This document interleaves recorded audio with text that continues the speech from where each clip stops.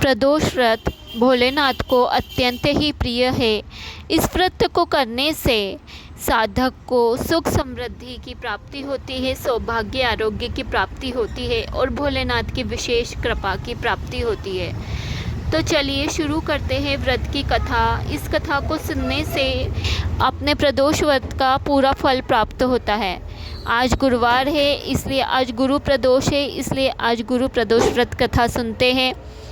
इस कथा के अनुसार एक बार इंद्र की सेना और वृत्तासुर की सेना में भयंकर युद्ध हुआ, जिसमें देवताओं ने वृत्तासुर की सेना को मार गिराया।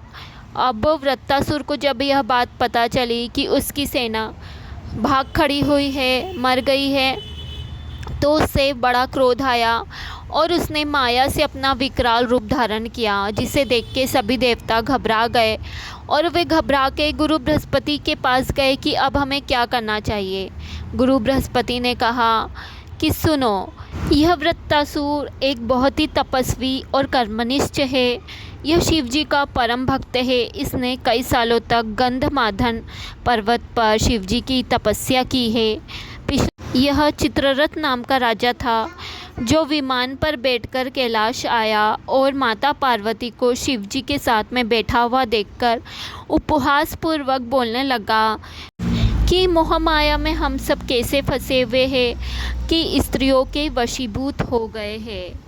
लेकिन मैंने देवताओं को कभी अपनी स्त्रियों के साथ आलिंगन पूर्वक बैठे नहीं देखा। यह सुनकर शिव जी को क्रोध आया और क्रोध में उन्होंने शिव जी ने कहा कि मैंने जगत की भलाई के लिए हलाहल विष का पान कर लिया और तू मेरी तुलना करता है। माता पार्वती भी यह सब सुन रही थी। उन्हें बड़ा क्रोध आया। उन्होंने चित्ररथ राजा को श्राप दिया कि जा, तू अभी राक्षस योनि में चले जा, और वह विमान से गिरकर राक्षस योनि को प्राप्त हुआ। ये वृत्तासुर की कथा है कि वह कैसे राक्षस बना। गुरु बृहस्पति ने देवताओं से कहा, अगर तुम सभी लोग गुरु प्रदोष व्रत का उपवास करोगे और श्रद्धापूर्वक माता पार्वती और शिव जी की पूजा करोगे तो तुम वृत्तासुर पे अवश्य विजय पाओगे।